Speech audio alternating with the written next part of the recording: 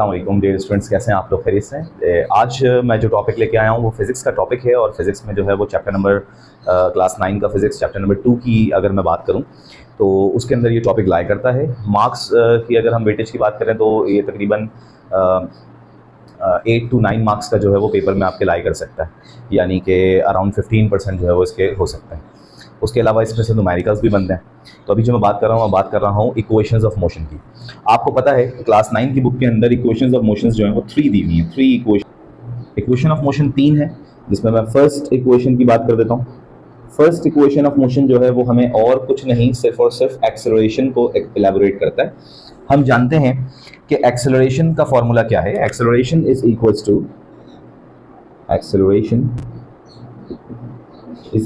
To the change of velocity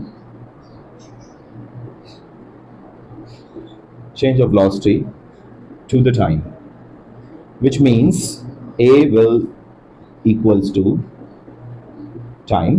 change हमें पता है, वेलोसिटी इसका चेंज हम मालूम करते हैं final minus initial divided by time. इस तरह से हमें जो है वो एक्सेलरेशन का फॉर्मूला यहाँ पर ड्राइव होता है और फर्स्ट इक्वेशन को भी हम यहीं पर लाके क्लोज कर देंगे। लेकिन कुछ बुक्स के अंदर फर्स्ट इक्वेशन को मजीद इलेबोरेट किया हुआ होता है।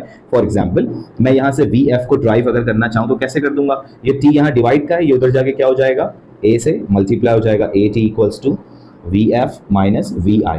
अगर मैं इसमें से वी एफ को सेपरेट यानी कि सब्जेक्ट बनाना चाहूँ तो क्या होगा, वी एफ यहीं पर रहेगा, ये माइनस का वी आई है, उधर जाके क्या हो जाएगा, प्लस का वी आई हो जाएगा, यानी कि v i plus a t. ये मेरे पास वी एफ की वैल्यू बन गई, जिसको मैं इस तरह भी लिख सकता हूं और इस तरह से भी लिखा जा सकता है। यहां पर हमारी जो है वो बुक के अंदर फर्स्ट इक्वेशन खत्म होती है। यानी फर्स्ट इक्वेशन ऑफ मोशन हमें कुछ नहीं बता रहा, सिर्फ क्या बोल रहा है कि अगर एक बॉडी है जो कि कोई भी रैंडम वेलोसिटी से चल रही है और आफ्टर सम टाइम उसकी वेलोसिटी में थोड़ा सा चेंज आ जाता है, then we know that the change of velocity to time is known as the acceleration and the acceleration is represented as vf minus vi divide by t। ये acceleration का formula है, लेकिन ये सिर्फ एक्सेलरेशन का नहीं है, ये टाइम का भी फॉर्मूला है, ये इनिशियल वेलोसिटी का भी फॉर्मूला है और ये फाइनल वेलोसिटी का भी फॉर्मूला है, जिसको हमने लास्ट में लाके फाइनल वेलोसिटी पे एंड कर दिया। ये हमारी फर्स्ट इक्वेशन है, छोटी सी वर्डिंग इसके अंदर आप बुक से लिख सकते हैं, 2 लाइन की इसकी वर्डिंग। सेकंड इक्वेशन को मेरे पास बहुत ही क्विक तरीका है जिससे आप लोग सेकंड इक्वेशन बहुत आसानी से समझ सकते हैं। सेकंड इक्वेशन ऑफ मोशन और थर्ड इक्वेशन ऑफ मोशन, याद रखना इन दोनों बातों को पैरेलल समझाने का तुम लोगों को मतलब यही है ताकि जो है वो ट्रिक समझ में आए और बहुत आसानी से तुम लोग जो है वो पेपर में कर सकें।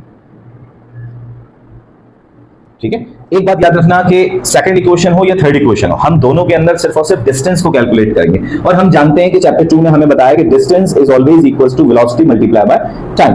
तो सेकंड में भी मैं डिस्टेंस निकाल रहा हूं और थर्ड में भी मैं डिस्टेंस ही निकाल रहा हूं, distance equals to velocity multiply by time. लेकिन मसला ये है कि जो हमें फर्स्ट इक्वेशन पढ़ाई गई है उसमें बताया गया कि एक बॉडी जिसकी पहले स्पीड थी इनिशियल यानी कि वी आई, वो थोड़ा सा चलती है, उसकी स्पीड में चेंज आता है जो कि हो जाती है वी एफ। दैट मींस कि यहां मेरे पास वेलोसिटी एक नहीं है, वेलोसिटी मेरे पास 2 मौजूद है, इनिशियल और फाइनल।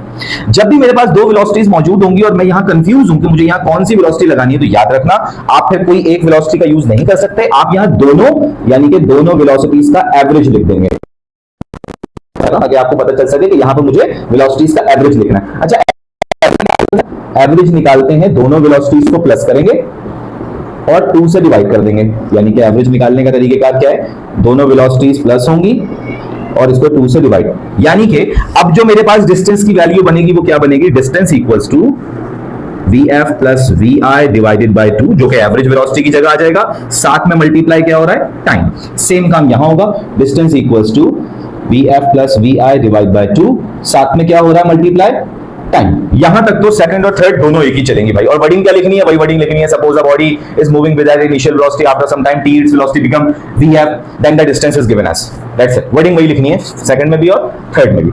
अब हम आगे बढ़ते हैं। अब यहां से जो है वो सेकंड और थर्ड का थोड़ा सा रुख चेंज होगा। क्या करना है मुझे सेकंड में, तुम लोग ये अपने जहन में रखना कि सेकंड इक्वेशन में यहां पर तुम्हें vf को खत्म करना है, सही है। अब vf खत्म करना है तो vf खत्म कहां से करोगे, इसको याद रखना कि vf तुम्हें खत्म करना है फर्स्ट इक्वेशन से। अभी हमने पढ़ा है कि फर्स्ट इक्वेशन के मुताबिक यानी according to first equation vf यानी vf किसके बराबर होता है, vi plus at। That means कि मेरा डिस्टेंस का फॉर्मूला बन जाएगा, vf की जगह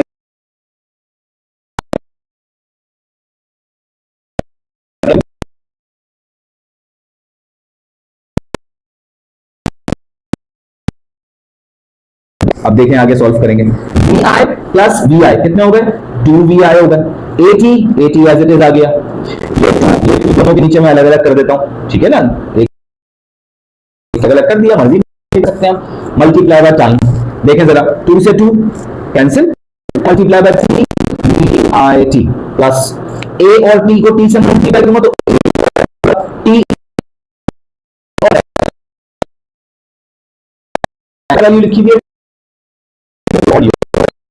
इक्वेशन। ये हमने डिस्टेंस निकाल लिया, देखो इसके अंदर सब चीजें हैं, वीएफ नहीं है, तो ये वो डिस्टेंस का फॉर्मूला है जो तब अप्लाई होगा जब तुम्हें फाइनल वेलोसिटी नहीं दी हुई हो। और यहां तुम्हारी सेकंड इक्वेशन हो गई खत्म। बहुत इजी है, कोई भी कंफ्यूजन हो तो फिर भी पूछ लेना। अच्छा, अब हम आ जाते हैं थर्ड इक्वेशन में। बिल्कुल वैसे ही चलेगा आधा, लेकिन थर्ड इक्वेशन में याद रखना, तुम लोगों को याद रखना है, थर्ड इक्वेशन में मुझे टाइम को नहीं लिखना। यहां तो टाइम लिखा हुआ है, तो फिर से मैं टाइम की जगह क्या लिखूंगा, वही बात लिखूंगा, according to first equation of motion के मुताबिक मैंने बताया था ना, एक्सेलरेशन का फॉर्मूला है vf minus vi divide bye time, लेकिन यहां तो मुझे टाइम हटाना है ना, तो फिर ये a हटा दो, a यहां आ जाएगा और टाइम यहां आ जाएगा, लो भाई टाइम का फॉर्मूला बन गया। अब इस t की वैल्यू को उठा के यहां रख दो डिस्टेंस में खामोशी से, तो फिर डिस्टेंस क्या बन रहा है मेरे पास, vf plus vi divide by 2, ये तो ऐसे ही आ गया। साथ में t था, t की जगह क्या लिखूंगा, ये लिखूंगा vf minus vi divide bye a, और ये दोनों हो क्या रहे थे, मल्टीप्लाई हो रहे थे, तो फिर ये दोनों ब्रैकेट भी क्या होंगे, मल्टीप्लाई होंगे। मल्टीप्लाई सीधा सीधा होता है फ्रैक्शंस में, यानी 2a से हो जाएगा, 2a जा 2a हो गया, ये दोनों ब्रैकेट्स आपस में मल्टीप्लाई होंगे। अरे ये तो फॉर्मूला बन रहा है a plus b a minus b, यानी जब सेम वैल्यूज हो और आपस में मल्टीप्लाई हो रही हो तो याद है ना क्या फॉर्मूला होता है, a plus b a minus b equals to a square minus b square, जिसको हम डिफरेंस ऑफ स्क्वायर का फॉर्मूला बोलते हैं। वही यहां पर अप्लाई कर दो, a square minus b square, यानी vf square minus vi square. ये 2a डिवाइड कर दो जाके क्या हो जाएगा, मल्टीप्लाई, फॉर्मूला बन गया 2as equals to vf square minus vi square, hence proved. और ये हमने ड्राइव कर लिया जिसके अंदर टाइम नहीं है, तो ये हमारा डिस्टेंस हो गया जिसमें टाइम की मौजूदगी नहीं है। इस तरह आपने जो है वो तीनों इक्वेशन समझ ली हैं। वर्डिंग कुछ भी लिख सकते हैं, याद रखना कि ये हर जगह अलग अलग होती है, हर किसी का अलग अलग करने का तरीकेकार होता है। मैं इसको 4-5 और तरीकों से भी सॉल्व कर सकता हूं, ठीक है ना। तो उम्मीद है समझ में आ गई होगी आप लोगों को, कोई डाउट हो तो आप मुझे कांटेक्ट कर सकते हैं। अल्लाह हाफिज़।